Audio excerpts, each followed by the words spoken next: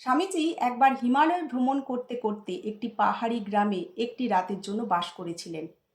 সন্ধ্যার খানিক বাদে ওই গ্রামে মাদলের খুব বাজনা শুনতে পেয়ে বাড়িওয়ালাকে জিজ্ঞেস করে স্বামীজি জানতে পারলেন ওই গ্রামের একটি লোকের ওপর দেবতার ভর হয়েছে। এরপর বাড়িওয়ালার আগ্রহে এবং স্বামীজি তার নিজের কৌতূহল চরিতার্থ করতে বাড়িওয়ালার সঙ্গে ওই গ্রামে গেলেন। গিয়ে দেখলেন বহু লোকের সমাবেশ হয়েছে। লম্বা ঝাঁকড়া চুলো একটি পাহাড়ি লোককে দেখিয়ে বলা হলো ওই লোকটির ওপরেই দেবতার ভর হয়েছে। স্বামীজি এও দেখলেন পাশেই একটি কুঠারকে আগুনে পোড়াতে দেওয়া হয়েছে। কিছুক্ষণ পর ওই জ্বলন্ত কুঠারখানা ওই উপদেবতা বিশিষ্ট লোকটির দেহের স্থানে স্থানে লাগিয়ে ছ্যাঁকা দেয়া হচ্ছে, চুলেও লাগানো হচ্ছে।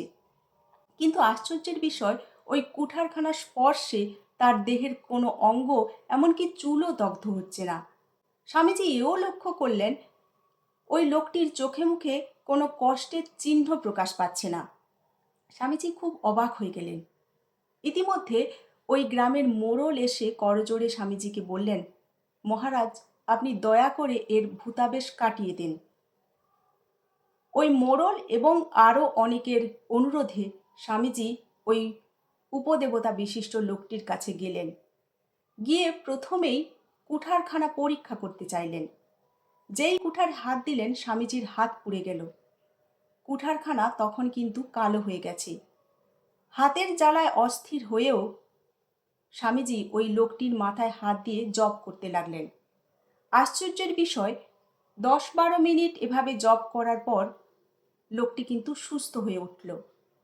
আর এটা দেখে গ্রামের লোক স্বামীজিকে খুব ভক্তি করতে লাগলো। স্বামীজি কিন্তু ব্যাপারখানা কি বুঝে উঠতে পারলেন না। রাত্রি প্রায় 12টার সময় আশ্রয়দাতার সঙ্গে স্বামীজি তার কুটিরে ফিরে এলেন এবং শুয়ে পড়লেন। কিন্তু হাতের জ্বালা, অন্যদিকে ব্যাপারখানা কি এর রহস্য উদ্ঘাটন করতে না পেরে স্বামীজি সে রাত্রে ঘুম হলো না।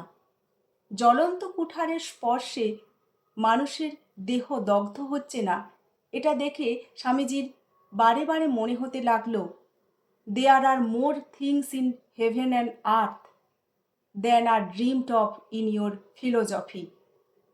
পৃথিবী এবং স্বর্গে এমন অনেক ব্যাপার ঘটে, দর্শনশাস্ত্র স্বপ্নেও যার সন্ধান পায় না।